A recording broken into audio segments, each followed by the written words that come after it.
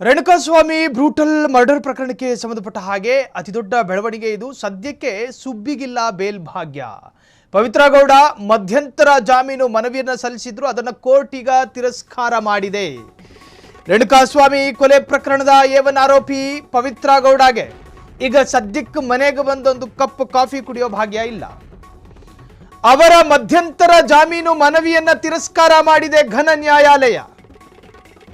ಮಗಳ ಪರೀಕ್ಷೆ ಇದೆ, ನನ್ನ ಮಗಳ ಪಕ್ಕದಲ್ಲಿ ಯಾರೂ ನಿಂತ್ಕೊಂಡು ಹೇಳ್ಕೊಡೋರಿಲ್ಲ, ಹಾಗಾಗಿ ನನ್ನ ತಾಯಿತನ ನನ್ನನ್ನು ಕಾಡ್ತಿದೆ, ನನ್ನನ್ನು ಬಿಟ್ಟು ಬಿಡಿ ಒಂದಷ್ಟು ದಿನ ಜಾಮೀನಿನ ಆಧಾರದಲ್ಲಿ ಅಂತ ಹೇಳಿ ಮಧ್ಯಂತರ ಜಾಮೀನು ಕೋರಿ ಕೋರ್ಟಿಗೆ ಸಲ್ಲಿಸಿದ್ದ ಆ ಒಂದು ಮನವಿಯನ್ನ ಕೋರ್ಟ್ ನಿರಾಕರಣೆ ಮಾಡಿದೆ.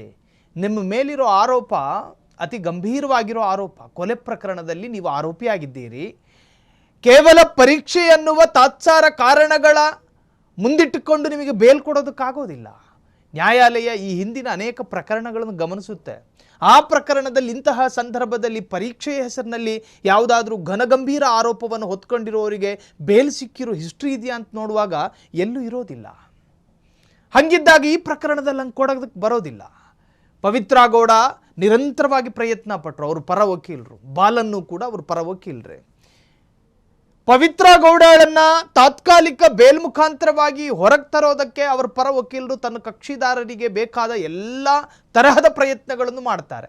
ಆ ಪ್ರಯತ್ನಗಳ ಪೈಕಿ ಇದು ಅತ್ಯಂತ ಪ್ರಮುಖವಾಗಿದ್ದು. ಪರಿಶ್ರಮ ಪಟ್ಟು ಇದೊಂದು ಮೆಥಡನ್ನು ಕಂಡು ಹಿಡಿದಿದ್ರು. ಮಗಳ ಎಕ್ಸಾಮು ಅದನ್ನು ಮುಂದಿಟ್ಕೊಂಡು, ಸಿಂಗಲ್ ಪೇರೆಂಟ್ ಅಲ್ವಾ ಈಕೆ ಮಾತ್ರ, ಹಾಗಾಗಿ ಕೋರ್ಟ್ ಅದಕ್ಕೆ ಅವಕಾಶ ಕೊಡ್ಬೋದು ಅಂತ ಅನ್ಕೊಂಡಿದ್ರು. ಆದರೆ ಇವತ್ತದು ಸಿಗಲಿಲ್ಲ.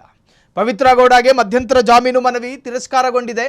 ಮಗಳ ಪರೀಕ್ಷೆ ಮುಂದಿಟ್ಟು ಕೇಳಿದ್ದ ಜಾಮೀನು ನ್ಯಾಯಾಲಯ ನಿರಾಕರಣೆಯಿಂದ ಅವರ ಜೈಲುವಾಸ ಮುಂದುವರಿಯಲಿದೆ.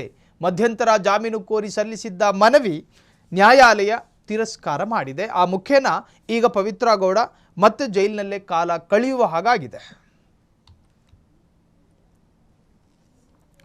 ರೇಣುಕಾಸ್ವಾಮಿ ಕೊಲೆ ಪ್ರಕರಣದಲ್ಲಿ A1 ಆರೋಪಿಯಾಗಿರ್ತಕ್ಕಂಥ ಪವಿತ್ರ ಗೌಡ, ಇನ್ನು A2 ದರ್ಶನ್ ಬರ್ತಾರೆ, ಇನ್ನು ಉಳಿದಂತಹ ಕೈದಿಗಳು ಕೂಡ ಪರಪ್ಪನ ಅಗ್ರಹಾರದಲ್ಲೇ ಇದ್ದಾರೆ.